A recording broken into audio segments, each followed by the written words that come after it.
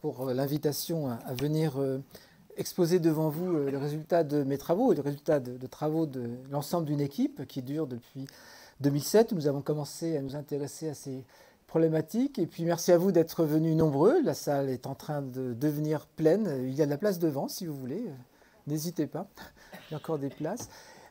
Alors donc, effectivement, pour préciser deux choses, ce sont des découvertes que je vais vous présenter qui concernent depuis les origines préhistoriques. Nous allons peu parler de préhistoire finalement, mais plus de périodes plus récentes, dites historiques, pour lesquelles il y a par ailleurs des textes. Deuxième précision, effectivement, j'ai présenté une communication, une conférence assez proche de celle-ci l'année dernière.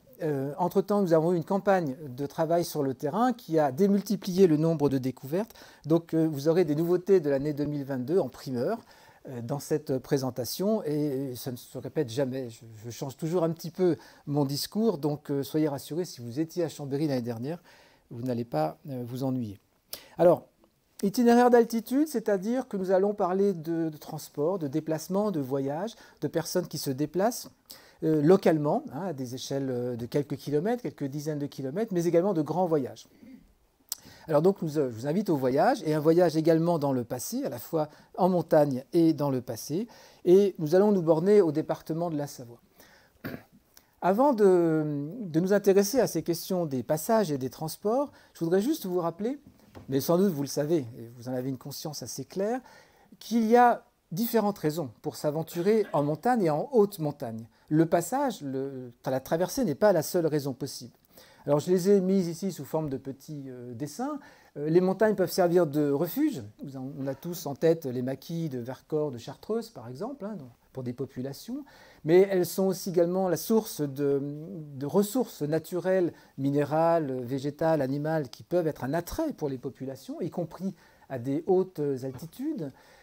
En altitude, on peut trouver des conditions de vie alors différentes de celles qui sont dans les basses terres, meilleures en été par exemple, il fait plus frais, l'herbe est plus verte, etc. On échappe aux marais, aux rivières infestées de moustiques, etc. Bon, on peut parler de la spiritualité aussi. Je pense, je l'illustrerai tout à l'heure de manière incidente, mais je pense que c'est une des possibilités aussi pour prendre vraiment de la hauteur. Vous connaissez les chapelles de pèlerinage sur des sommets, sur des cols, etc.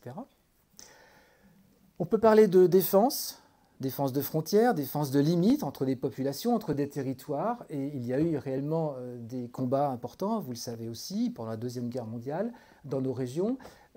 Durant la Première Guerre mondiale également dans les Alpes, entre les Alpes autrichiennes et italiennes. Donc c'est aussi une manière d'occuper en quelque sorte la montagne comme limite qui va faire l'objet de défense et de combat.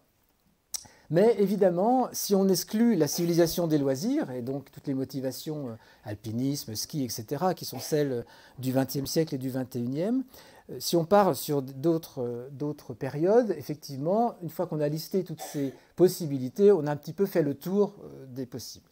Le passage, donc, reste une motivation importante, et c'est souvent lui qui est le mieux documenté par les textes, parce que les textes témoignent de traditions savantes, témoignent de personnes qui vont discuter, par exemple, de leur récit de voyage. Et la traversée des Alpes, quand on va de Paris à Rome, par exemple, ça reste inoubliable dans une existence, alors que la traversée de la plaine du Pô, c'est peut-être moins inoubliable. Bon. Donc on a cette transcription savante du passage à travers les Alpes, et spécifiquement à travers les cols, qui est liée aussi à des exégèses, à des biographies, à des textes qui sont externes, des populations qui sont externes, des personnes qui ne sont pas résidents dans les Alpes. Alors c'est symptomatique quand on parle des cols et des passages de cols. Et en particulier, ce qu'on appelle les grands cols sont ceux qui sont fréquentés par les grands personnages de l'histoire. Ici, vous en avez deux. Bonaparte, premier consul, qui franchit le Grand Saint-Bernard au mois de mai, donc à une époque où il devait encore avoir un petit peu de neige, en 1800. Il ne l'a pas fait comme ça, hein. C'est un tableau qui représente de manière un peu idéalisée le passage, bien entendu. Et puis un autre passage célèbre dont je parlerai 2 secondes, celui d'Hannibal. Voilà, je n'en dis pas plus. Ici illustré par un tableau de William Turner au XIXe siècle, c'est-à-dire plus de 2000 ans après le passage. Donc on a une hagiographie, si vous voulez, une glorification du passage. Ici, de glorifier un personnage vivant, hein. David est un contemporain du futur empereur. Et Turner, lui, imagine ce passage, et c'est le prétexte à faire un beau paysage de montagne, bien sûr. Donc les Alpes ne sont pas une barrière, les cols existent pour les franchir, et on parle beaucoup des grands cols. Alors pourquoi est-ce qu'on parle des grands cols? Pourquoi est-ce qu'ils sont grands? Pas parce qu'ils sont hauts en altitude, inversement. Ce sont des passages qui sont, si possible, le plus bas possible en altitude, mais dans les Alpes de Savoie, on n'est jamais en dessous de 2000 mètres, hein, et qui, par ailleurs, offrent des conditions de passage plus faciles que d'autres. L'accessibilité, les pentes, la manière d'aménager les passages sur les torrents, par exemple, donc permettent de les franchir plus aisément que d'autres. Et en particulier, ils sont retenus dans les grands itinéraires internationaux ou impériaux, quand on parle de l'Empire romain, pour réaliser donc des grands voyages, des grands cheminements, pour faire circuler les marchandises, les armées, etc., etc. Les courriers officiels, etc. Donc ces grands cols sont avant tout des grands cols pour les empires, pour les États, pour les mondes urbains qui doivent relier des espaces traversés par les montagnes. Donc c'est surtout cette idée-là. Et ils sont rendus carrossables. On aménage des rampes, on fait des chaussées pavées, que ce soit les Romains, hein, que ce soit à l'époque moderne. On va faire des aménagements très très lourds. Bonaparte, devenu Napoléon, fait aménager le passage du Grand Saint-Bernard et du Mont-Cenis, le rend carrossable. Mais il était déjà carrossable 2000 ans avant, mais il était redevenu difficile à franchir. Donc ce sont des réinvestissements de génie civil très importants. Et je vous rappelle qu'à ces époques-là, quand un col est carrossable, on circule 12 mois sur 12. Il n'y a que le mauvais temps qui arrête la circulation, mais on déneige en hiver et on peut passer 12 mois sur 12. Donc ça, ce sont des grands cols. Et donc, le franchissement de la ligne de crête, c'est l'étape particulièrement périlleuse, ou en tout cas glorifiée, pour les personnes qui les réalisent. Si on se place sur la Savoie, ces cols principaux, si vous voulez, je les ai mis en rouge sur ce petit fond de carte.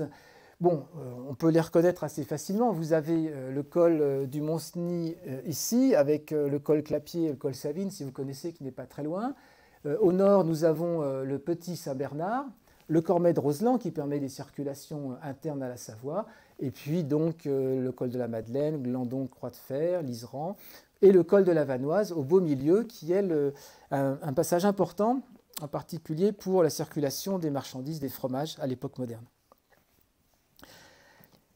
Mais ces cols sont certes documentés par les textes, documentés par les témoignages oraux aussi, mais on sait aussi par les textes et par les témoignages oraux qu'il y a d'autres passages et qu'il y a d'autres cols qui sont utilisés, moins faciles d'accès, plus haut en altitude, pour différentes raisons. On va passer dans beaucoup d'endroits.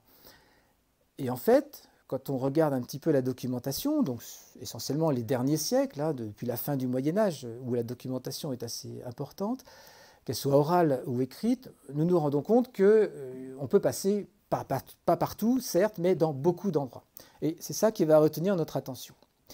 Alors, aujourd'hui, nous allons parler uniquement du département de la Savoie. Ces recherches-là peuvent être développées dans d'autres secteurs, mais c'est là où je me suis intéressé en premier lieu depuis 1997. J'ai travaillé en Haute-Maurienne, alors sur le fond de la vallée, bon, mais quand on est à Bessan, si vous connaissez, on est déjà à 1700 mètres d'altitude, donc on est déjà en contexte de haute montagne du point de vue climatique. Et je me suis progressivement intéressé à tout ce qui se passait donc dans les circulations autour de la Haute-Maurienne. Je vais vous présenter tout ça. Alors pourquoi la Haute-Maurienne?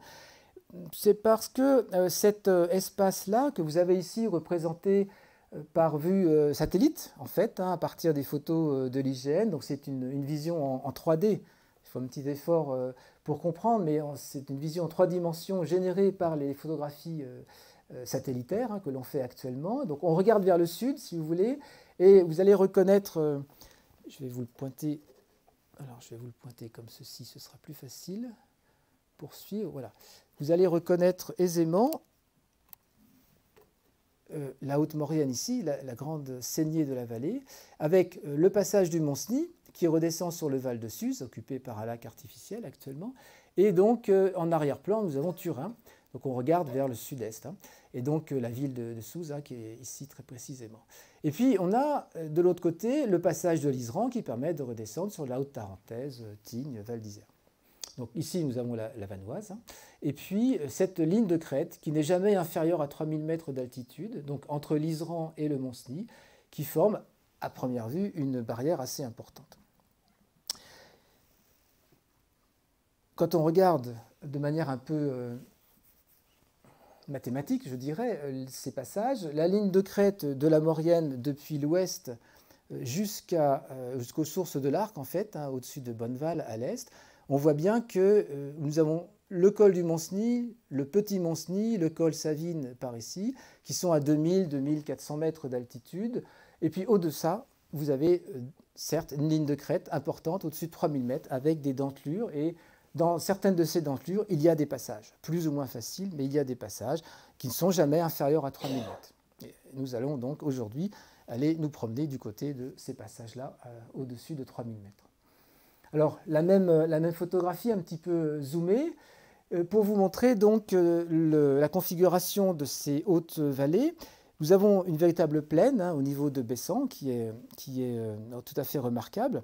Et puis, vous avez des vallons de plusieurs kilomètres qui remontent. Donc là, c'est le vallon d'Aveyron, ici le vallon du Ribon, et qui vont donc buter sur la barrière de ces lignes qui sont aujourd'hui la frontière entre la France et l'Italie, mais anciennement, évidemment, entre la Savoie et le Piémont.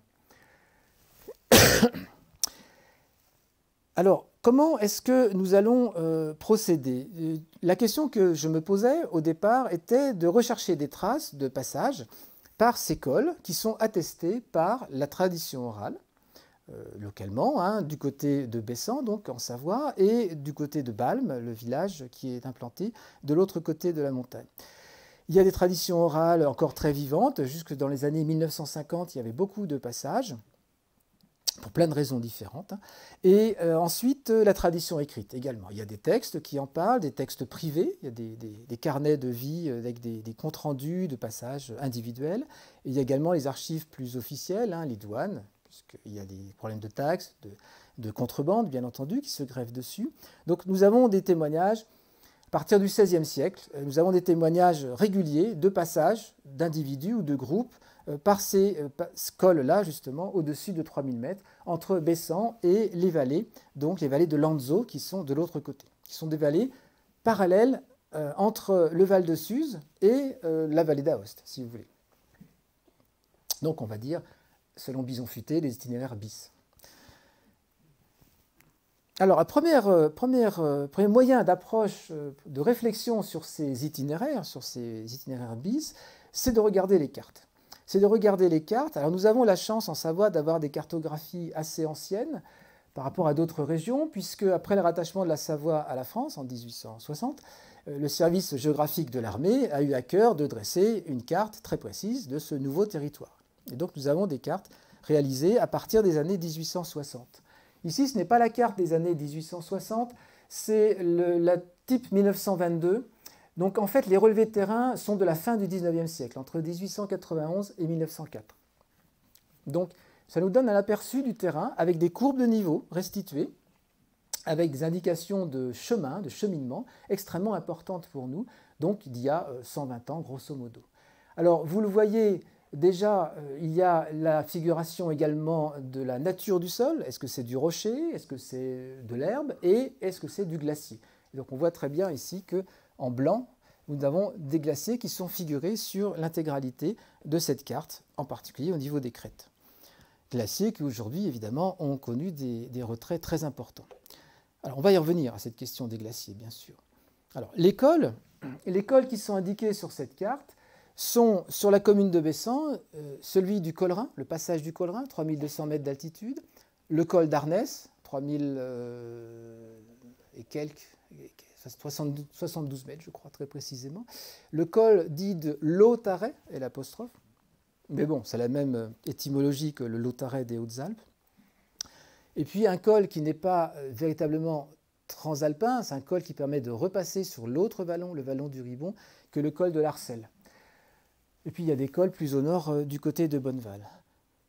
Non seulement les cols sont indiqués, mais les chemins sont indiqués avec des pointillés, des traitillés très exactement, qui nous permettent de savoir très précisément, il y a 120 ans, où étaient les chemins. Et ce qui est très intéressant de voir, c'est que les cheminements qui mènent à ces cols ne sont pas des cheminements qui sont ceux d'aujourd'hui.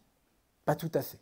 Alors, pour le cas du Collerins, par exemple, il y a eu une déviation du chemin vers le sud, qui est liée à l'implantation du refuge d'Aveyron, très précisément, mais à d'autres raisons aussi, on va y revenir. Et donc, on voit à chaque fois que, déjà, nous avons une enquête qui nous permet, sans aller sur le terrain, d'avoir une documentation plus précise sur ces itinéraires. Donc, on est, pour ceux qui connaissent, on est quelque part autour de la baie Sanaise. Je vous ai mis une petite photo à droite. Donc, on passe soit au nord, soit au sud de la baie Sanaise. Et chacun de ces itinéraires permet de redescendre ensuite plus ou moins violemment. Les descentes sont assez rudes côté piémontais, pour redescendre donc soit sur Isselio, soit sur Balme, et plus loin, Lanzo et ensuite Turin. On descend les vallées sans aucun problème. Alors si on regarde de très près ces cartes, elles sont extrêmement précises. Nous sommes obligés de faire confiance, mais nous voyons tout de même très bien les courbes de niveau, y compris sur la glace. Donc ça nous donne une idée assez précise de la topographie des lieux. Et si vous regardez le passage du Collerins qui est indiqué ici, on voit très très bien en pointillé le chemin qui descend en diagonale pour rejoindre les alpages et rejoindre le hameau des Vincendières. Donc un chemin qui aujourd'hui n'existe plus du tout. En tout cas, il n'est plus du tout marqué, en tout cas pas dans la partie haute, dans le paysage. Vous voyez aussi le développement des glaciers ici, surtout une sorte de calotte glaciaire sous les crêtes, y compris sur le passage du col. Y compris sur le passage du col, mais on s'aperçoit que le passage du col est dans un endroit où le glacier est assez étroit. On a environ 200 mètres de glace à traverser. Et ensuite, on peut descendre, j'allais dire à pied sec, mais c'est un petit peu plus compliqué que ça, directement donc dans la pente.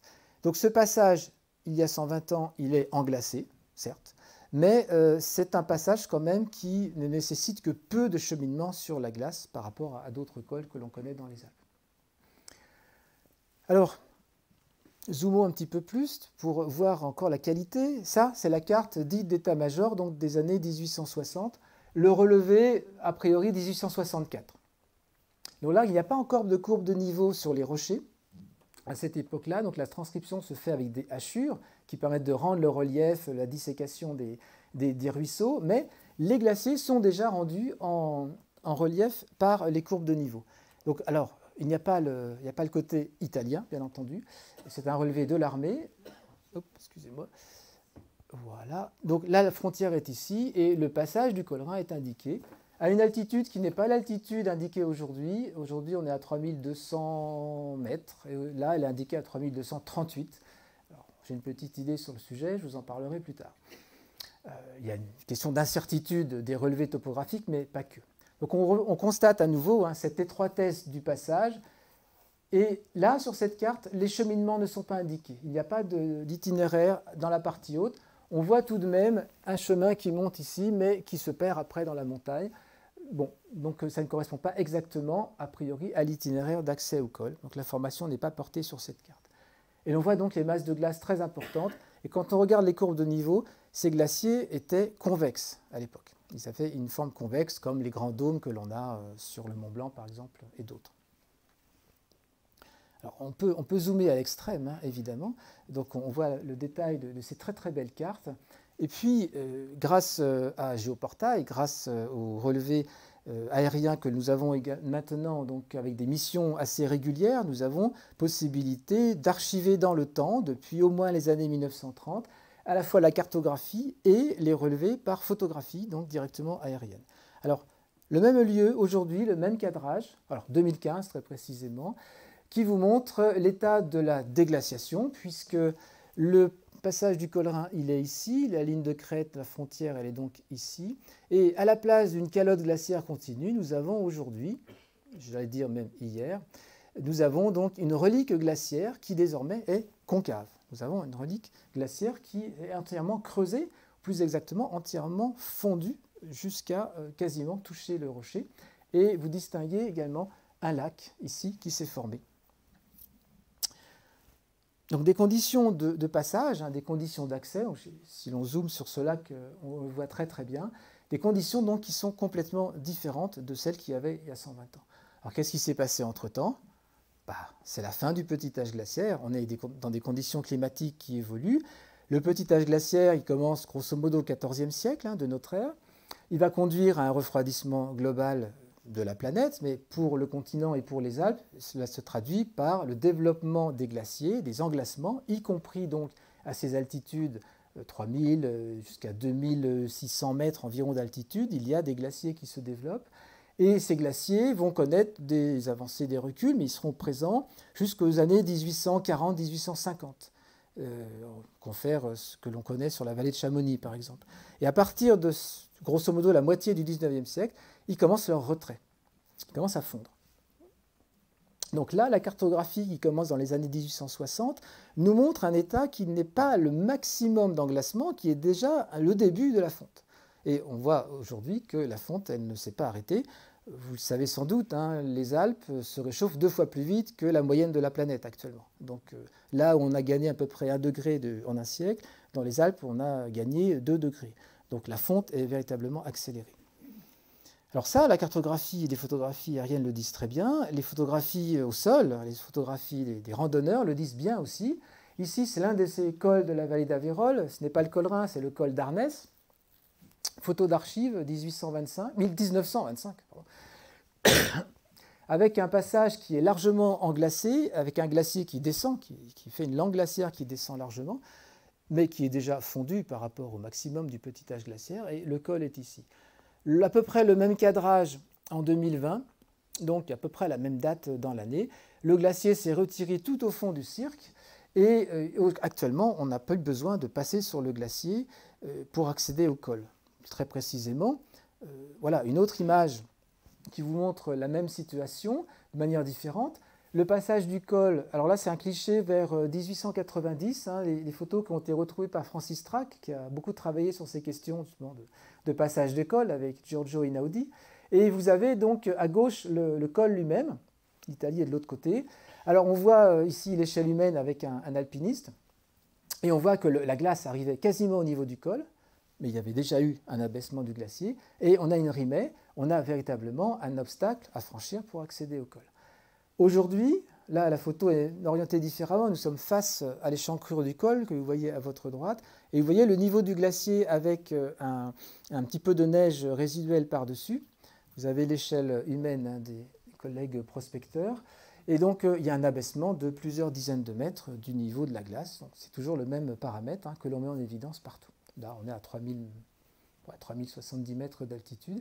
L'abaissement est très clair, avec d'autres problèmes de circulation, c'est-à-dire que pour passer le col lui-même, on passe sur de la glace en train de fondre, en tout cas en été, soit, mais après, il faut accéder par cet éboulis très instable, qui est en permanence en train de tomber, et finalement, il est beaucoup plus difficile de passer aujourd'hui dans des éboulis que anciennement avec une glace qui arrivait à peu près jusqu'au niveau du col. Si on fait abstraction des crevasses et autres désagréments qui peuvent être contournés, en particulier quand il y a beaucoup de neige. Alors quand on met en cartographie, quand on regarde de très près et que l'on visualise l'ensemble des données depuis environ 150 ans, hein, entre les cartes et les photographies, on peut comme ça, nous l'avons fait sur la Haute-Maurienne, d'autres glaciologues l'ont fait également, faire une cartographie vraiment de ce retrait glaciaire et constater qu'il y a 150 ans, si vous regardez l'ensemble des couleurs, on a une situation au milieu des années 1860, eh bien, nous avons la Haute-Maurienne, l'extrémité, les communes de Bessan-Bonneval, qui sont quasiment ceinturées de glaciers. On est vraiment dans une ambiance himalayenne, vous avez quasiment une calotte glaciaire continue qui beurre toutes les crêtes, et puis, si vous voulez passer, vous avez au nord le col de l'Iseran, qui n'est pas englacé, c'est vrai, mais qui est quand même à 2800 mètres d'altitude. Ici, pour aller sur la Tarentaise, vous avez évidemment le passage du Mont-Cenis, mais il faut redescendre la vallée. Mais si vous voulez passer à travers au plus court, vous avez tous ces petits cols qui étaient complètement englacés. Alors aujourd'hui, la situation a bien changé. Si l'on fait un petit zoom dans cette vallée d'Aveyron, sur laquelle nous allons rentrer maintenant, eh bien, nous nous rendons compte que le retrait des glaciers, il est quasiment des 8 ou 9 dixièmes, si vous voulez, par rapport à leur superficie d'il y a encore 150 ans. Alors ça veut dire quoi? Bon, le climat se réchauffe, les conditions de passage ne sont pas les mêmes. Ça veut dire que dans le passé, quand on considère peut-être avant le petit âge glaciaire, avant le XIVe siècle, il y a eu des périodes avec des conditions de passage proches de celles que nous avons aujourd'hui.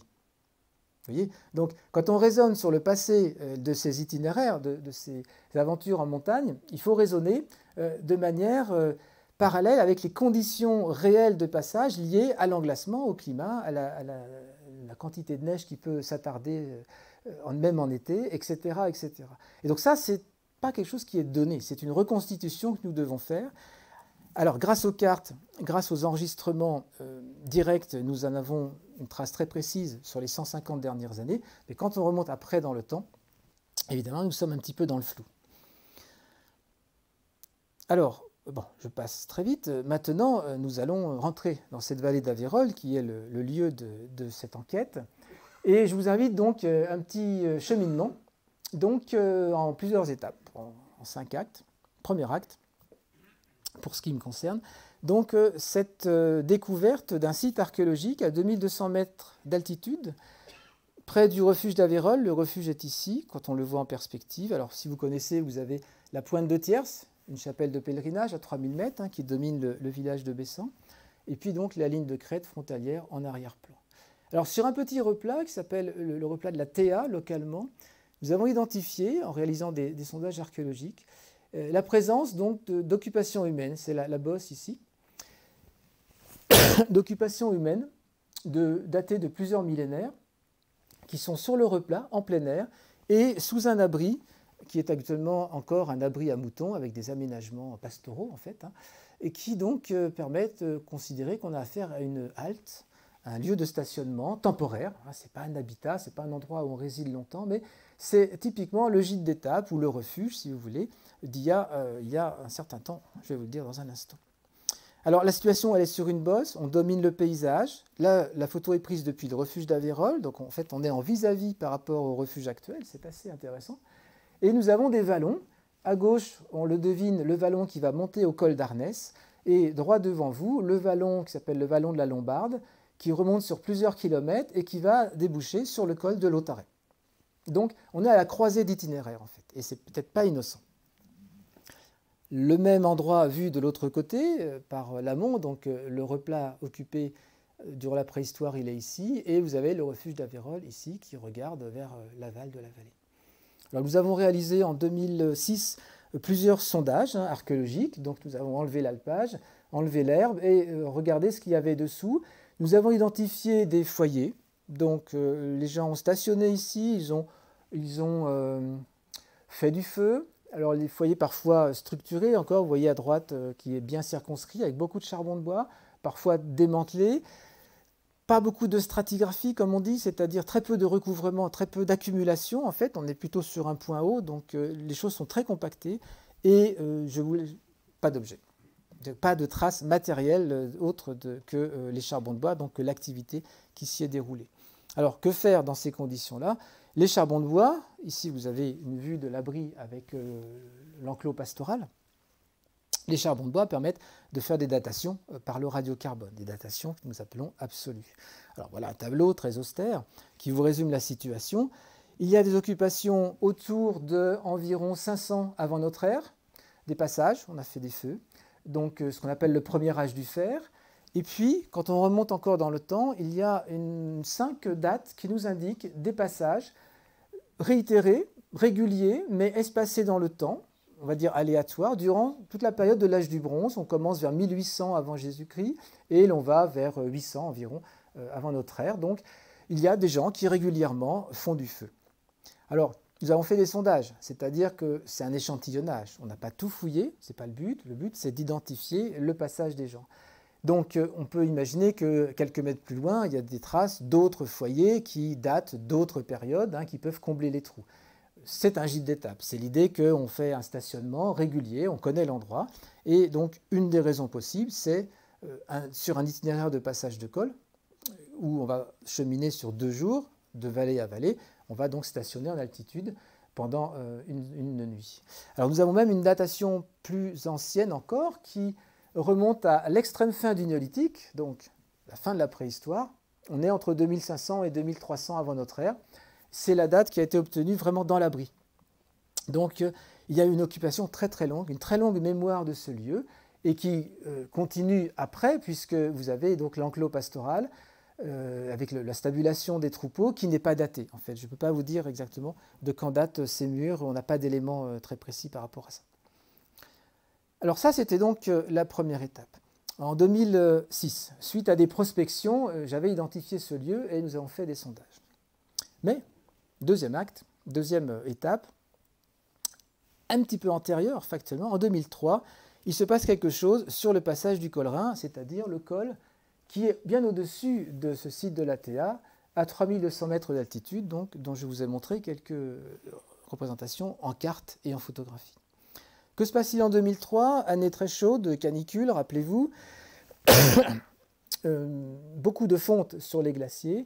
Et un alpiniste ramasse cette statue sur le glacier qui est immédiatement sous le passage du col Rhin, donc dans la zone déprimée, la zone de fonte. Il la redescend. Cette statue donc, est en bois, hein, elle représente un personnage qui est entier, debout, avec un vêtement très long qui descend quasiment jusqu'aux pieds. Les deux bras sont représentés, ils sont en sorte de présentation eux-mêmes, hein, puisqu'ils tiennent chacun un objet, difficile à identifier mais tout à fait perceptible. La tête est représentée et une partie de la tête, la partie gauche par rapport à nous, donc la droite du visage, a été abîmée par le passage dans les glaces, mais elle est tout à fait restituable. Et la qualité d'exécution de cette statue, encore aujourd'hui, est assez impressionnante. Alors, si certains d'entre vous ont visité l'exposition sur les découvertes glaciaires qui a eu lieu en 2022 au musée Château d'Annecy, je l'espère, la statue était visible. Alors, c'était la première fois où elle était visible, hein, puisque la personne qui la préserve, en fait, c'est un privé, et donc ne souhaite pas spécialement la déposer dans un lieu de collection publique. Et donc, elle a fait l'objet d'une étude l'année dernière seulement. Il y a l'hiver dernier, en fait, elle a pu sortir de la cave où elle est conservée, et donc une étude assez complète a pu être réalisée. Elle est réalisée en aulne, et donc elle est remarquablement bien façonnée et remarquablement bien conservée, si ce n'est qu'il en manque une partie, puisque nous avons affaire à un grand tronc d'arbre, un pieu, qui a été appointé manifestement pour être planté. Alors, où, difficile à dire, peut-être au niveau du col, peut-être un peu en contrebas, en tout cas, elle a été arrachée, elle a été retrouvée, donc transportée par le glacier. Nous sommes en 2003. J'ai eu connaissance de cette découverte à l'été 2006. Francis Trac m'en a parlé directement et m'a conseillé d'aller voir sur place. On ne sait jamais, il peut y avoir des choses. Alors en 2007, troisième acte, je suis monté voir sur place au mois de... C'était quand? C'était au mois de septembre. Et je me suis rendu compte qu'effectivement, il n'y avait pas que la statue sur le passage du col Rhin, il y avait énormément d'objets en bois, de vestiges en bois. Donc vous avez ici une illustration du jour de la découverte, où vous voyez donc un grand bois fourchu de plus d'1 mètre de longueur. Vous avez ici une branche en Y, très, très mal commode à transporter, hein, bien entendu. Un autre bois ici. Vous voyez la glace en train de fondre, c'était encore une année chaude. Et puis l'éboulis sous le col. Donc on a vraiment cette configuration de sortie des bois qui sont en fait libérés par la fonte de la glace. À partir de là, évidemment, l'enquête a commencé et donc le suivi sur le passage du col Rhin ne s'est jamais démenti depuis cette date-là. Alors le suivi conduit à découvrir des objets, mais il conduit aussi à documenter l'état de l'environnement, puisqu'on comprend tout de suite que l'environnement évolue très très vite. Je pense que l'image se passe de commentaires, je vais quand même vous en dire 2 mots. Entre le cliché pris en 2009, nous sommes au col, donc nous contemplons le glacier, en tout cas la relique glaciaire qui est présente sous le passage du col Rhin.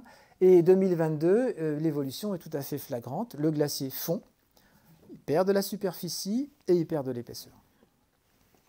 À tel point qu'en 2022, il n'y a plus un glacier, mais 2 glaciers sous le passage du col Rhin. La glace s'est complètement rétractée sur un petit ressaut rocheux et donc on peut passer sans passer sur la glace. L'itinéraire sur les cartes, itinéraire ancien, connu par la tradition orale et porté sur les cartes du 19e, en fait, il traversait en diagonale le long de la pente ici et il partait en direction donc, de la vallée. Alors qu'actuellement, nous cheminons en évitant le glacier et en repartant plutôt vers le sud en direction du refuge d'Aveyron. Donc vous voyez, le fameux lac que l'on voit sur les photos satellitaires, il était présent encore ces dernières années au niveau du col et ça donnait un petit air assez agréable à ce lieu un peu perché. Dit autrement, ici nous sommes sur la surface de la glace. Le col lui-même, c'est l'échancrure la plus profonde que vous avez sur votre gauche. En 2007, première fois où j'ai pu accéder au col. Et donc les prospections que nous avons fait en 2022, donc je ne vous fais pas de détails. Année très chaude, hiver 2021-2022 très peu enneigé. La neige qui était peu épaisse, a fondu très très rapidement au printemps. Et la glace ensuite a fondu évidemment dessous, il n'y avait plus de protection nivale. Donc vous voyez la différence de paysage qui est très très nette. Alors on peut le matérialiser de cette manière-là, de manière schématique. Je travaille en collaboration avec Philippe Deline, qui est géomorphologue, c'est-à-dire spécialiste des environnements glaciaires en l'occurrence, donc qui étudie les formes du paysage, les traces que laissent les glaciers dans le paysage. La restitution d'après les cartes et les photos anciennes montre que le passage, à la fin du petit âge glaciaire, disons 1860, il était englacé. Et c'est pour ça que l'altitude a baissé depuis. C'est que les topographes de l'armée, en fait, ont pris des cotes sur la glace. Et donc, il y avait de la glace au-dessus du col.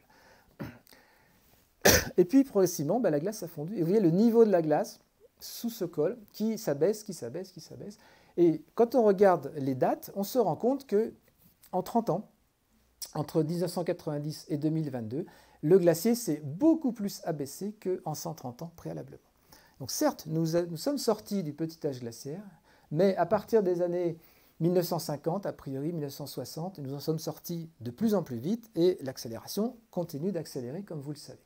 Donc là, on voit très très bien entre 2018 et 2022, cette glace qui est concave, qui beurre en quelque sorte le versant et qui protège les boulis, puisque dans les boulis, il y a de la glace encore, donc qui tient les rochers. Progressivement, elles fond, en tout cas en été. Et progressivement, le versant est déstabilisé et vous avez donc les rochers qui dégringolent les uns après les autres et qui vont plus ou moins recouvrir la glace. Donc vous avez ici l'échelle humaine. Donc le glacier perd en épaisseur, il perd en superficie. Et le fameux lac qui était apparu dans les années 1990, un lac de fonte du glacier que l'on voit ici, avec toujours le passage à votre gauche en haut. Ici donc en 2019. Voilà, en 2022, en fait, le lac s'est vidangé à travers la moraine, donc à travers le barrage frontal qui retenait le glacier. Donc le lac s'est vidangé sans aucun dommage pour la vallée, ça a dû se faire au printemps. Donc à travers la moraine, il a transpercé la moraine et il s'est entièrement vidangé. Donc maintenant, c'est une flaque de boue. Donc le paysage n'est plus tout à fait aussi idyllique, je dirais, mais évidemment, c'est une chance pour les archéologues, vous voyez ici au travail, parce que la glace qui fond va libérer les objets qui étaient emprisonnés depuis fort longtemps dans ce passage du col, qui témoigne donc du passage, témoigne matériellement du passage de ce col. Donc nous profitons d'une circonstance historique, climatique majeure, si vous voulez, qui s'est déjà produite il y a fort longtemps, il y a des siècles, des millénaires évidemment, il y a eu des fluctuations de cet englacement, mais là, la fonte est accélérée, et là, nous sommes observateurs en tant qu'archéologues scientifiques pour documenter par l'étude vraiment des vestiges matériels qui sont présents sur ces cols. Ce qui n'était pas le cas il y a 2000 ans, où on se contrefichait, j'imagine, des traces laissées par les ancêtres. En tout cas, des traces matérielles. Donc, il y a un devoir d'urgence, en quelque sorte. Nous sommes face à une archéologie d'urgence, puisque quand il n'y a plus de glace, il n'y a plus rien qui empêche les objets de se décomposer. Vous allez voir, les objets en question sont extrêmement fragiles. Alors, des conditions qui sont des conditions de travail en haute montagne, bien sûr. Nous montons avec des équipes de 4, 6, 8 personnes, archéologues, amateurs d'archéologie aussi. Nous avons travaillé avec des détectoristes de métaux l'été dernier pour identifier aussi les objets en métal. Ça a donné des résultats intéressants, pas spectaculaires, mais intéressants. Et donc, vous voyez le ramassage systématique de tous les objets qui peuvent advenir. La topographie également. Nous enregistrons la topographie du lieu, en particulier sur le col Rhin, donc de la glace. Et donc nous pouvons nous-mêmes documenter très précisément l'histoire de ce glacier sous nos yeux, année après année, qui bien entendu est en train de disparaître, vous avez compris. Alors vous voyez, ça peut être assez violent, un glacier qui fond, vous avez des bédières, vous avez donc des petits ruisseaux en surface. C'est un glacier assez tranquille par ailleurs, il n'y a pas de crevasse, il n'y a pas vraiment de danger à travailler dessus. Mais vous voyez, nous sommes dans l'axe du col et là, nous avons un secteur où il y a Pour vous donner une idée, plusieurs objets, voire plusieurs dizaines d'objets au mètre carré. Donc il y a des moments, là, cet été, on marchait sur les objets, on ne savait pas trop comment faire au début pour documenter.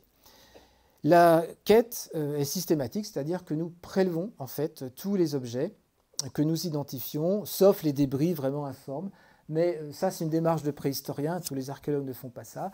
Nous avons tendance à ramasser beaucoup et à regarder ensuite, quitte à trier un petit peu. Et puis nous avons des objets cassés. Vous allez le voir, nous avons des objets cassés, et donc des morceaux d'objets cassés, quand on est au laboratoire, parfois on peut les recoller et reconstituer des grands objets. Donc il faut ramasser autant que possible. Voilà, quelques photos d'ambiance de travail, d'ambiance très minérale, hein. Glace d'un côté et rochers dans tous les sens de l'autre. Donc c'est un peu comme les aiguilles dans les bottes de foin, hein, il faut arpenter. Et chaque année, nous retrouvons des objets dans des secteurs que nous avons déjà prospectés différentes fois. Donc il y a du mouvement en permanence, hein. Nous ne fouillons pas, nous ne descendons pas dans le sol.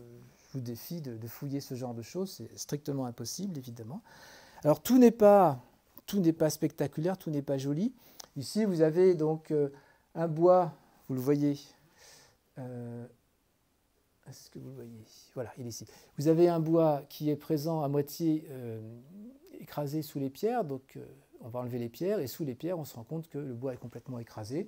Donc là, c'est l'avant-dernier stade avant la disparition totale, hein. Ces objets en bois, ces vestiges en bois sont voués à disparaître. Ils gèlent, ils dégèlent, ils sont humides, ils sont secs, il fait froid, il fait chaud, ils éclatent. Bien entendu. Leur durée de survie à l'air libre est assez faible.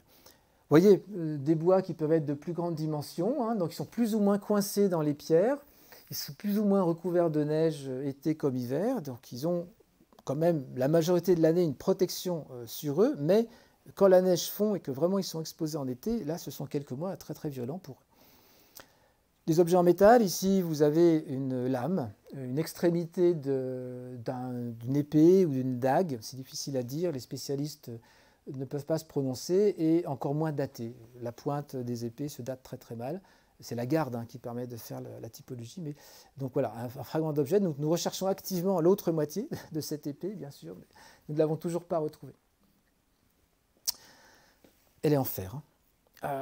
Et puis cette année, nous avons identifié au Collerins quelque chose qui nous a beaucoup intéressés. Vous voyez donc la glace qui est en train de fondre, on est un peu dans la bouillasse. Et vous voyez ces objets-là, qui ne sont pas dans des formes naturelles, vous en avez ici plusieurs, ce sont des tessons de céramique. Donc des récipients en céramique brisés. Alors, les archéologues adorent les récipients en céramique, parce qu'ils peuvent donner des datations très précises et des fonctions aussi très précises. La céramique sert à différentes choses, et en fonction de la forme, de la dimension, du décor, on peut construire un discours assez élaboré parfois sur les événements qui se sont produits. Mais je ne vous en dis pas plus. Et puis, voilà, spécialement pour vous, quelques objets trouvés en 2022 également, qui vous montrent un peu l'état de conservation. Il n'y a pas que des bois de toutes dimensions. Il y a des objets extrêmement fragiles qui n'auraient jamais dû se conserver et qui archéologiquement ne se trouvent pas, sauf au bord des lacs, évidemment, sauf au fond des puits parfois. Vous avez ici des éléments de lien, hein, qui sont tressés entre eux avec un petit lien végétal qui est mis sur le faisceau, donc pour armer l'ensemble. Vous avez à votre droite deux fragments de cuir avec donc un œil, donc ils sont enchâssés l'un dans l'autre. Nous en avons toute une série qui est sortie cette année. Et puis en haut, vous avez donc un objet entier pour le coup, d'une dizaine de centimètres de longueur, qui est façonné aux deux extrémités, et en particulier l'une des extrémités porte des cannelures, un quadrillage très profondément incisé, vous voyez, alors, assez irrégulier, il faut le dire. Et cet objet, je ne sais pas s'il vous évoque quelque chose, il correspond très précisément aux descriptions de Francis Trac, donc l'érudit du village de Bessan, la description qu'il fait des marques à pain, des objets qui servent à imprimer donc le tampon de la famille, etc., avant la cuisson du pain dans le four communal. Alors personnellement, je trouve ce genre d'objet extrêmement émouvant, parce que c'est un objet à la fois de la vie quotidienne, évidemment, mais qui a une vraie valeur, une valeur d'identité, si vous voulez, familiale, hein, voire villageoise. Alors nous avons lancé une enquête à Bessan, savoir si une famille reconnaît cette marque à pain, si elle était propriété d'une famille en particulier. Donc, nous attendons la réponse. En l'état, et il n'est pas daté. Alors, au Collerins spécifiquement, avec l'année 2022 et la cartographie que l'on peut faire des découvertes, chaque point correspond à un ou plusieurs objets. Nous avons dépassé le millier d'objets en fait découverts. Alors, quand je dis objets, c'est débris de tous ordres. Hein. Ça va d'éléments comme marque à pain ou éléments en cuir à des fragments de bois assez informes. Je vous en présenterai quelques-uns dans un instant. Et on voit très bien que sur cette petite carte, ce plan donc, topographique, vous avez donc la crête qui est ici, le passage du col, et au col lui-même, on ne trouve pas grand-chose. Il faut descendre dans les boulis et ensuite descendre sur la glace pour pouvoir donc collecter tous ces objets qui ont été entraînés sur plus de 200 mètres et qui ont été bloqués par la moraine frontale, c'est-à-dire donc le chaos rocheux qui est généré par l'avancée du glacier. Donc le glacier va de la droite vers la gauche hein, par rapport à cette image, de l'est vers l'ouest. Et il a en quelque sorte buté. Alors il y a un ressaut rocheux par-dessous qui a permis de bloquer la glace et donc de fabriquer en quelque sorte cette moraine, mais qui est une moraine du petit âge glaciaire, bien entendu. Donc on peut se dire, tout cela, maximum petit âge glaciaire, on ne peut rien avoir avant le XIVe siècle. Vous êtes d'accord avec moi? Alors l'enquête ne s'est pas arrêtée là. Depuis 2018, nous avons décidé de continuer le cheminement et d'explorer d'autres cols. S'il y a des choses au Collerins, il peut y en avoir ailleurs. Le site de l'ATA, vous l'avez là. Le passage du Collerins, vous l'avez ici. Nous sommes montés au col de Lautaret, au fin fond de la vallée, du vallon de la Lombarde. Et puis donc Lautaret, alors c'est un peu différent. Lautaret, il n'y a plus de glace. Lautaret, il est entièrement déglacé. Et on a un passage assez mou. Les dernières centaines de mètres sont assez faciles à franchir. Et donc vous avez la ligne, ici on regarde vers l'Italie, la frontière qui est matérialisée aujourd'hui par une croix. Cette croix a été érigée en 1861. La marque est encore présente, vous voyez à droite sur la marque, sur le bois, pardon. Et vous avez côté français marqué France de la croix et côté italien marqué Italie, Italia. S'il vous plaît, Lautaret, ça s'écrit comme ça, mais c'est pas le même que le col du Lautaret qui est proche du col du Non, c'est la même étymologie, si vous voulez, c'est la même racine, mais ce n'est pas du tout le même col. Oui, ce n'est pas du tout le même col. Non, non. Le Lautaret du Tour de France, il est dans les Hautes-Alpes, on est bien d'accord. Oui. Des Autarets dans les Alpes, il y en a un certain nombre. Hein. C'est un toponyme, pas fréquent, mais c'est un toponyme qui existe. Alors, Autaret, c'est une racine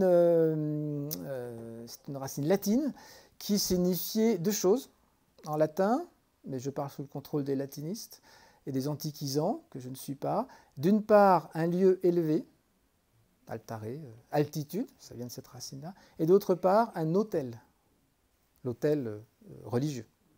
Et donc, les historiens, qui aiment bien interpréter les choses, et ils ont raison, on va interpréter le terme Autaret comme, on va dire, le passage, endroit où il y aurait un autel. Donc, Antiquité romaine. Ça va vite, hein. Non. En fait, rien ne dit que ce soit un passage avec un autel, en tout cas marqué par le passage des Romains. Et je vais vous montrer par l'archéologie que nous n'avons pas de traces du passage des Romains par le col de Lautaret.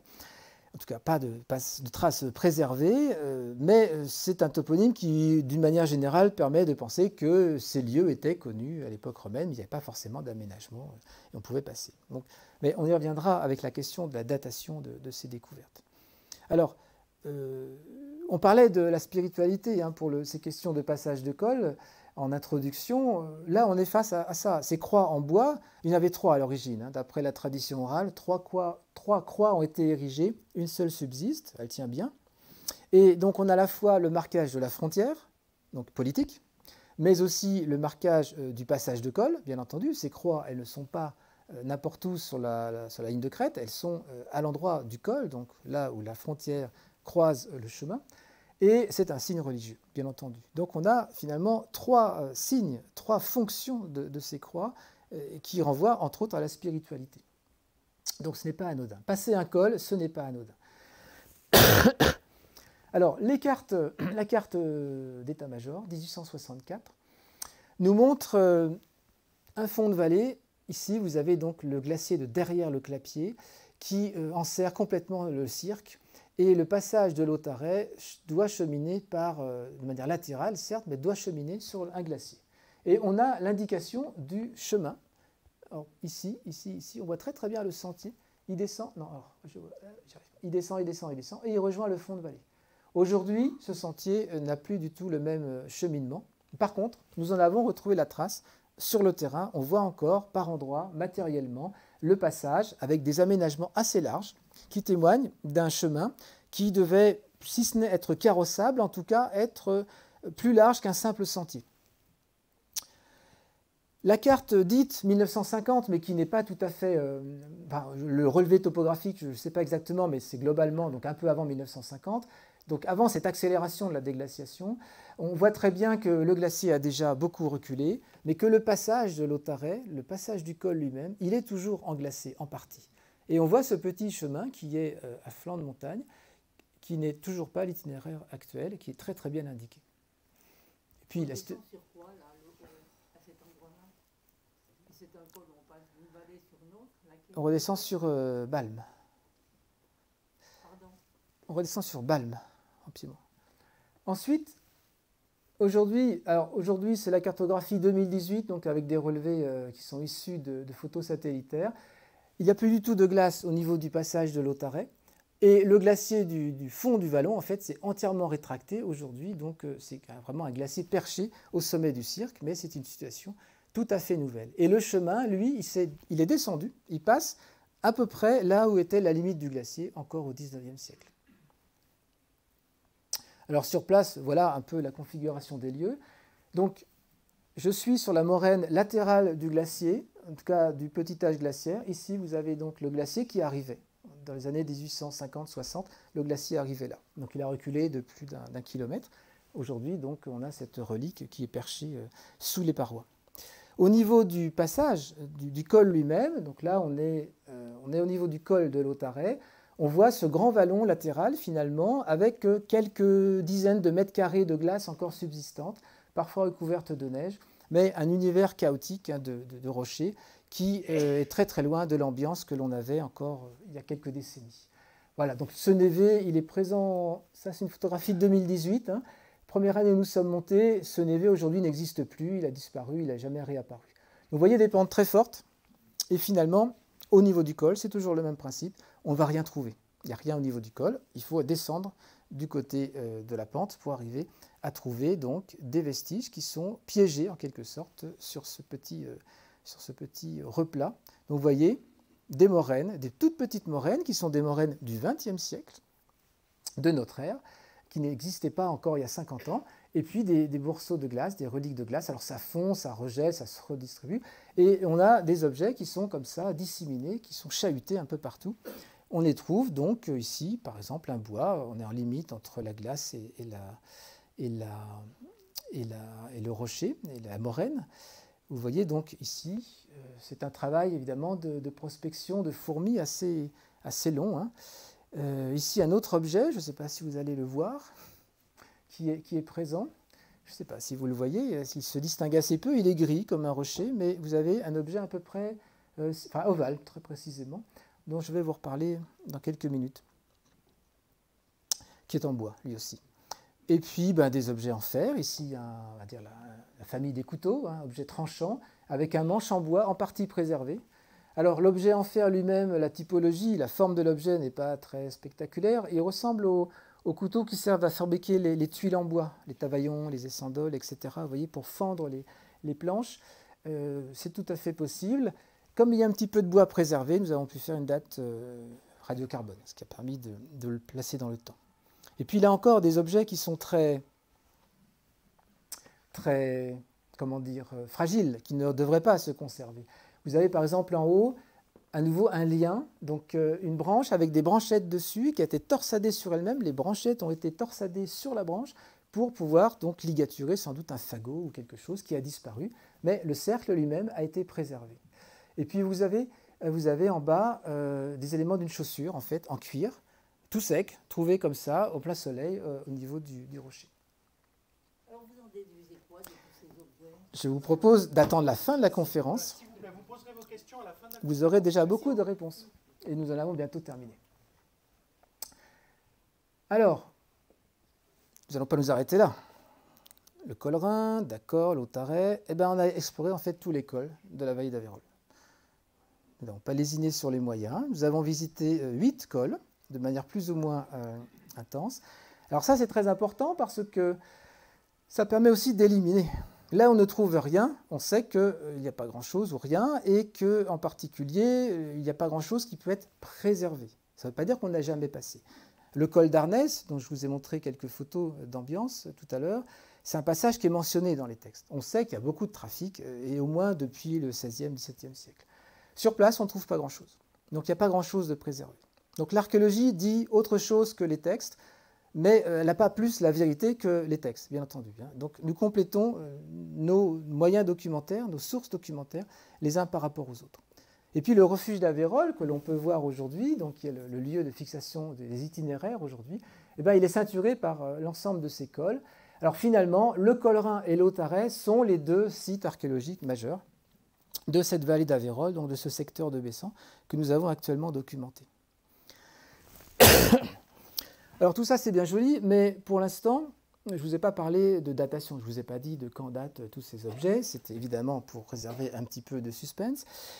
Je vais vous présenter quelques-uns de ces objets et ceux qui sont datés, parce que nous avons 1000-1500 objets, l'inventaire commence à devenir pléthorique, sur les différents cols, en particulier Autaret et Collerin, et donc nous faisons des dates par le radiocarbone absolu, mais nous en faisons quelques dizaines. C'est une question de moyens financiers et d'ampleur de travail. Donc, loin de nous la capacité de dater tout ce que nous pouvons découvrir. Néanmoins, nous remontons quand même à plus de 3500 ans, puisque sur le col de l'Autaret, les plus anciens bois identifiés sont de l'âge du bronze. On est au milieu de l'âge du bronze, entre 1500 et 1300 avant notre ère. Alors ce n'est pas spectaculaire du point de vue du type d'objet, mais vous avez par exemple ici une grande perche qui fait plus d'1 mètre de longueur, plus d'1 mètre 50 de longueur du reste, qui date donc, on est au début du bronze final, pour les gens qui aiment bien les subdivisions, donc entre 1400 et 1200 avant notre ère, et elle est appointée mais arrondie, tordue sans doute par le passage dans les glaces, la compression, le transport dans les glaces. On peut imaginer un piquet qui était rectiligne à l'origine, qui n'a pas exactement l'allure d'un bâton de marche. Il n'y a pas d'écrasement aux extrémités, parce que des bâtons de marche, on en collecte un certain nombre sur ces cols. Donc on voit très bien les écrasements de la percussion sur les rochers. Là, on a l'impression qu'il était plutôt planté. Donc ça peut être une perche à neige, tout simplement, pour signaler le passage, l'itinéraire. On sait, par exemple, en Himalaya, que les cols sont balisés avec des perches à neige et des fanions. Donc on peut, je vous disais qu'on pratique les cols toute l'année. On peut planter des perches à neige dans la neige en hiver pour signaler le passage, pour que les voyageurs ne se perdent pas. C'est une hypothèse, bien sûr. Je ne vous en dis pas plus. Ensuite, nous avons des objets qui datent de l'âge du fer, toujours donc avant l'histoire. Au passage du Collerin, vous avez ici donc des objets du premier âge du fer, entre 800, 700 jusqu'à 400 et quelques avant notre ère. Donc vous avez des objets qui peuvent être liés à des transports de bois de chauffage, par exemple, des objets destinés à être brûlés. Bois de chauffage, ça permet donc d'avoir du bois à des altitudes où on n'a pas de forêt, on n'a pas d'arbres qui poussent. Donc ça veut dire qu'on a des passages qui peuvent être sur plusieurs jours, que les gens vont résider plusieurs jours en très haute montagne, enfin en haute montagne, et vont emporter du bois pour se chauffer, pour s'allumer, etc., etc. Mais il y a des choses encore énigmatiques. Ici, vous avez un objet très moche, qui est un pieu, en fait. C'est un bois qui est appointé, alors en très mauvais état, certes, mais c'est un pieu dont la section fait 4 cm environ, et ça ne correspond pas à du bois de chauffage, ça, c'est autre chose. C'est peut-être un aménagement sur le col, planté lui aussi, dont on ne peut rien dire de plus finalement, mais qui a été démantelé par l'érosion et qui est parti dans la pente. Le petit lien dont je vous ai parlé tout à l'heure sur le col de l'Autaret, vous voyez, eh bien, il date du premier âge du fer. Il a 2700 ans d'âge, donc c'est quelque chose d'assez émouvant, je trouve, des objets qui sont vraiment des objets de simples gestes, en fait. On fossilise des gestes comme ça, hop, je lis, je fais un fagot, je pars en montagne, et hop, le fagot va disparaître, l'objet va rester, le lien va rester. Ah, les tessons de céramique du Collerin. Eh bien, ils datent du premier âge du fer. Alors, c'est une découverte qui nous a un petit peu surpris, et nous n'avons pas encore tout compris. Les tessons correspondent à un vase. Vous avez donc ici plusieurs de ces tessons recollés, en tout cas réunis. C'est un vase qui a ce qu'on appelle des cannelures, donc il est façonné très finement. Hein. C'est un vase de luxe, en fait. Ce n'est pas du tout une vaisselle alimentaire, c'est de la vaisselle de luxe. Et c'est la vaisselle de luxe qui date, vous voyez, du début du 5e siècle avant notre ère, en bonne hypothèse. Et cette vaisselle de luxe, c'est une vaisselle, on va dire, princière, puisqu'on la rencontre, si je vous mets une petite carte, on la rencontre sur les sites qui sont dans l'arc alpin, si vous voulez, au nord de l'arc alpin. Et des sites comme l'Oppidum de Vix, si vous connaissez en Côte d'Or, avec la fameuse tombe princière. Il y en a en Allemagne, il y en a jusqu'en Autriche. Ce sont des résidences où on a des aristocrates, des sortes de chefferies, si vous voulez, aristocratiques, des gens qui commercent avec l'Italie, avec les civilisations, donc les Étrusques et les autres civilisations italiennes de cette époque-là, et qui sont riches. Et alors, ils importent des objets. Le fameux vase de Vix, c'est un cratère qui est passé par les Alpes, par un col, on ne sait pas lequel. Et manifestement, donc, en retour, il se passe quelque chose. Il y a des échanges. Ces vases, ces céramiques fines, comme on les appelle, je vous remets l'objet, ce sont en fait des vases réalisés au tour. Ce sont les premiers vases tournés de l'Europe barbare, de l'Europe non méditerranéenne. Et donc c'est vraiment de la vaisselle de luxe fabriquée dans des ateliers spécialisés. Donc là, l'enquête se poursuit pour savoir de quel atelier elle sort. Pour l'instant, nous ne le savons pas exactement, mais nous allons pouvoir identifier l'atelier et donc de préciser le point d'origine de cet objet. Mais avec cet objet, nous avons un marqueur très précis de commerce, de luxe, entre ce qui sera la France et l'Italie, si vous voulez, mais donc entre le monde des Celtes, barbares du nord des Alpes, et le monde plus civilisé, selon les critères habituels, donc méditerranéen. C'est une découverte assez troublante quand même. Bon, mais au deuxième âge du fer, nous avons aussi pas mal de bois. Vous voyez donc les bois, la fameuse branche fourchue, il y en a plusieurs, mais celle-ci date du deuxième âge du fer. On est entre 200 et 40 avant notre ère. Alors, attention, Hannibal est passé un peu avant. Donc ce ne sont pas des témoins du passage d'Hannibal. Je n'en reparlerai plus, promis. Alors des éléments qui peuvent correspondre à des harnachements, des brancards, des aménagements, voire des chaises à porteurs éventuellement, donc des aménagements de portage en quelque sorte, mais qui sont cassés, qui sont en petits morceaux. Alors, je ne vous ai pas parlé de la datation de la statue du Collerin. Elle est datée doublement par un radiocarbone qui nous place au 1er, 2e siècle de notre ère. Donc elle est gallo-romaine, cette statue. Et puis l'étude stylistique qu'en a fait Christian Vernoux par les différents détails du visage et de l'ensemble du corps montre qu'elle peut être datée plus précisément de la fin du 1er siècle et du début du 2e siècle de notre ère.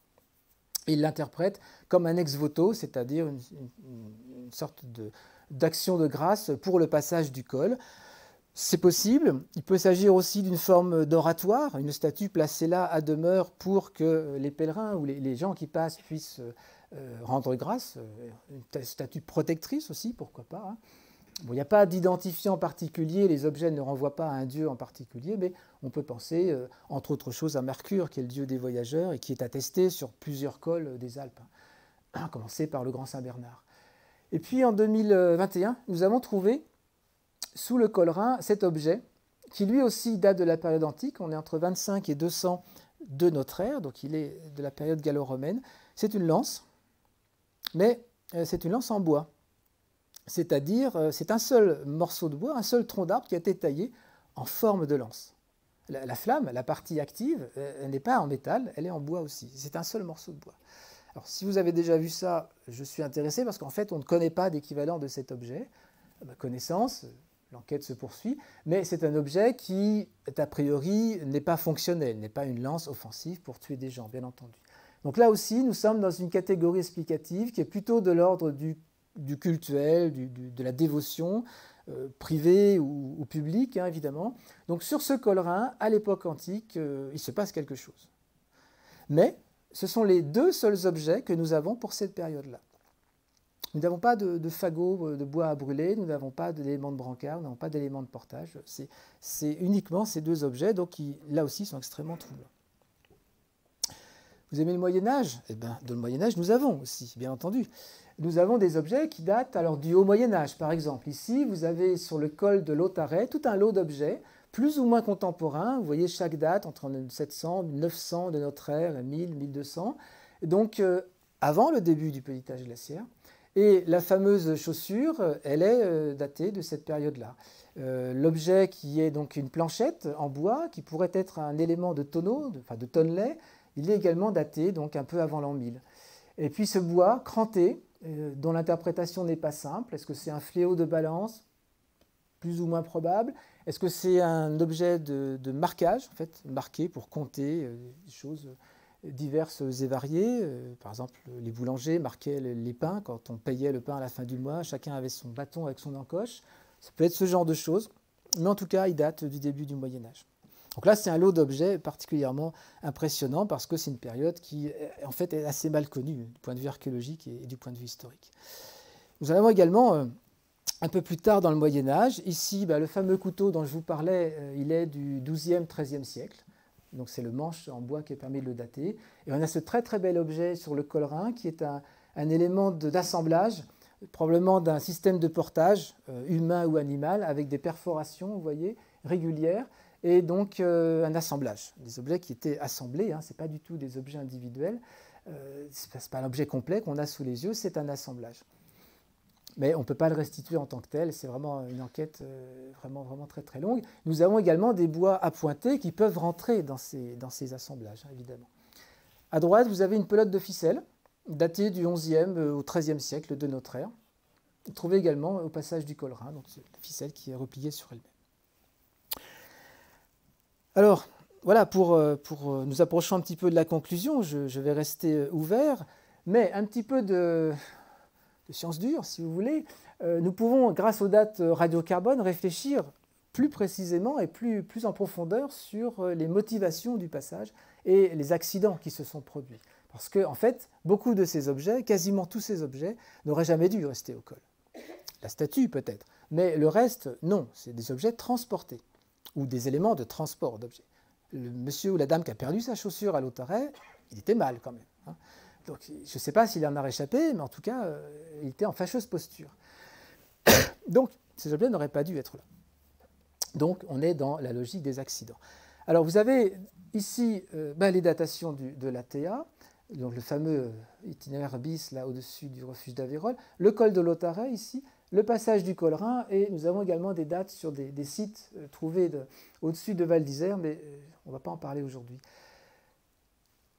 Nous commençons, donc nous sommes à la fin de la préhistoire ici, la fin du néolithique, 2800 avant notre ère. L'an 0 est ici, finalement. Vous avez donc cette grande marque. Et puis l'an 2000 est complètement à votre droite. Alors on s'aperçoit, quand on a cette compilation de dates, que la répartition n'est pas homogène. Ça ne vous échappe absolument pas. Et en particulier, nous avons des dates strictement identiques. Par exemple, sur le Collerin, nous avons 8 dates qui sont entre 200 et 500 avant notre ère. Là, on peut commencer à se poser la question de savoir s'il ne s'agit pas d'un événement, c'est-à-dire un accident, un chargement, un convoi qui a, de manière un peu catastrophique, soit péri, en tout cas été accidenté dans le passage du col. Je ne sais pas pourquoi, tempête, crevasse, tout ce que vous voulez, erreur d'orientation, n'importe quoi. Et donc avec des objets nombreux sans doute qui sont reliés à cet accident. C'est le cas, on en a d'autres exemples dans les Alpes, évidemment, pas en France, mais dans d'autres régions des Alpes, on a ces accidents vraiment individuels, donc un événement au sens historique. Un petit événement, mais un événement. On peut en pister aussi pour le Moyen-Âge, entre le XIe et le XIIe siècle. Donc les dates que je vous donne, c'est l'incertitude du C14. Ça veut dire qu'on est quelque part entre ces deux dates. Je ne peux pas vous dire quand est-ce qu'on est, mais on est quelque part par là. Donc, c'est également plausible sur le Collerin. Et puis, on a aussi une plausibilité d'accidents au 14e, début 15e siècle, enfin 14e, on va dire. Bon, là, c'est une enquête qui doit se poursuivre. En multipliant les dates C14, on peut multiplier les chances d'avoir des éléments de réponse pour préciser la nature de ces accidents. Mais de manière un peu plus large, nous avons des périodes, on va dire, accidentogènes, c'est-à-dire des périodes où on trouve beaucoup d'objets, même s'ils ne sont pas tout à fait empilés tous à la même date. Par exemple, au col de l'Otaret, on a plusieurs dates, donc sur la fin de l'âge du bronze. À l'âge du fer, nous avons des attestations très fortes sur plusieurs siècles de passage sur les deux cols. Donc les deux itinéraires sont connus, sont empruntés.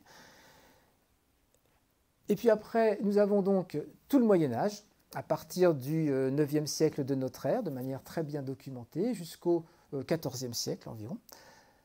Et puis, les mentions textuelles, les données d'archives historiques, elles commencent après. C'est-à-dire que quand vous regardez les dates C14 que nous avons obtenues, nous n'avons quasiment pas de dates pour les périodes où nous avons des attestations par les textes. C'est-à-dire que les sources des textes ne disent pas la même chose que les sources archéologiques. Et pourtant, le petit âge glaciaire commence par là, si vous voulez. Donc, meilleur conservatoire, plus de glace, plus de chances de conserver des objets. Eh bien non. Donc un archéologue basique dirait, bon bah là on arrête de passer par ces cols-là, où on passe très peu parce que j'ai pas beaucoup de découvertes. Non, en fait c'est l'inverse, il y a beaucoup d'attestations de passage. Alors on peut raffiner la discussion, hein, c'est une discussion un peu compliquée, savoir pourquoi on passe et surtout comment est-ce que l'on passe. Et donc ça démontre bien que la présence de la glace, la présence de la neige importante à ces périodes-là, sur les passages transalpins, n'est pas un obstacle au passage des gens, mais curieusement, il ne va pas autoriser une meilleure préservation des éventuels accidents qu'il peut y avoir. Et il y a des accidents, les textes en parlent, hein. Il y a des gens qui meurent évidemment régulièrement en passant l'école. Alors vous avez ce vide entre l'an 0 quasiment et le haut Moyen-Âge, vous voyez, donc Autarret et Collerin, eh bien, on n'a quasiment rien, sauf ces deux fameux objets, la statue et la lance, qui sont calés comme ça, un petit peu au milieu de nulle part. Donc là aussi, ça pose une autre question. Est-ce que personne ne passait? Ou est-ce qu'il n'y a pas de traces matérielles? J'opte plutôt pour la deuxième solution, évidemment. J'opte plutôt pour la deuxième solution, mais il faut argumenter et la question vraiment se pose. Alors, ça veut dire aussi, incidemment, que ces itinéraires discrets, quand même assez compliqués d'accès, évidemment, hein, c'est toujours un petit peu périlleux par rapport à ces fameux grands cols plus bas en altitude, et bien, ces itinéraires sont connus depuis au moins 3500 ans et ils sont parcourus régulièrement. Et il y a régulièrement des accidents pour le plus grand bonheur des archéologues, bien sûr. Bon, le vide antique, nous allons parler. Alors pourquoi s'arrêter en si bon chemin? En 2021, nous avons décidé de sortir de la vallée d'Aveyron, que nous aimons beaucoup tout de même, et d'investiguer d'autres secteurs de la Savoie. Donc nous avons commencé à investiguer 2021-2022 des passages qui sont vanoises, donc qui permettent de passer entre la Tarentaise et la Maurienne, plus précisément, aux confins du Beaufortain également, c'est la petit cercle que vous avez en haut, et puis au niveau des sources de l'Isère, donc sur la commune de Val d'Isère. Et évidemment, nous avons identifié d'autres sites. Actuellement, nous avons donc 7 sites archéologiques, donc 7 passages de cols à haute altitude, entre 2800 et 3400 mètres d'altitude, qui livrent ce genre de vestiges. Alors, je vous rassure, je ne vais pas vous les infliger tous, mais en guise d'ouverture et d'apéritif, je vous donne quelques images du petit dernier, le passage de Chavières, le col de Chavières, qui est au-dessus de Modane, et qui permet de redescendre, après un long cheminement, un grand vallon, sur Pralognan. Donc qui permet de traverser la Vanoise du nord vers le sud, ou du sud vers le nord, avec une altitude, je dirais, modeste par rapport à ce que nous connaissons. On est vers 2800 mètres d'altitude. Plus de glace, pas de neige en 2022. Vous voyez un univers de cailloux. Et dans cet univers de cailloux, il y a des centaines d'objets qui survivent plutôt mal que bien, donc il était temps que nous arrivions, si je puis dire. Les objets commencent à pourrir, commencent à se décomposer sur place, et donc vous avez ici, par exemple, une selle, très probablement une selle, je ne pense pas qu'on puisse l'interpréter autrement, qui est fragmentaire, hein. Sur votre droite, elle est cassée, mais on a la délinéation donc sculptée, hein, c'est une seule pièce de bois, très claire. On a des perforations qui permettent d'assembler sans doute des éléments en cuir, d'autres éléments de portage. Et puis nous avons la bête de Somme aussi, nous avons les os de la bête qui est morte sur place. Et puis en haut à droite, vous avez très probablement une raquette à neige, les vestiges d'une raquette à neige. Donc là aussi, tout en bois, hein, en clayonnage en fait, raquette en clayonnage, complètement démantelée mais encore identifiable. Et cette raquette, là aussi, témoigne d'un accident, c'est-à-dire que la personne qui a perdu la raquette a dû être un petit peu mal. Si c'est le même accident que l'accident de la bête de Somme, on a affaire à quelque chose qui est probablement un unicum. Vous avez ici, en bas à droite, un probable couvercle de tonneau. Une seule pièce de bois, voyez, de ce diamètre-là, avec la poignée taillée dans la masse du bois, et puis donc des aménagements sur le pourtour pour encastrer les douelles, très probablement. Donc, je propose que ce soit un couvercle de tonneau, il va falloir le démontrer plus précisément, mais c'est l'hypothèse. Et puis, il y a donc plein d'autres objets, et des objets assez étonnants aussi, qui sont présents sur ce col. Nous attendons les dates C14. Je ne sais aucune idée pour l'instant de la datation de ces objets. La seule chose que je sais, c'est que la bête de Somme portait un fer en métal, enfin en fer justement, donc ce n'est pas un élément de datation absolu, mais ça donne quelques indications quand même. Bon, alors j'ai été trop bavard comme d'habitude. Je vais vous laisser la parole si vous avez des questions, bien sûr. Et puis surtout, vous qui aimez la montagne, qui vous promenez en altitude, si vous voyez des choses, vous pouvez m'appeler. Voilà, je vous remercie de votre attention.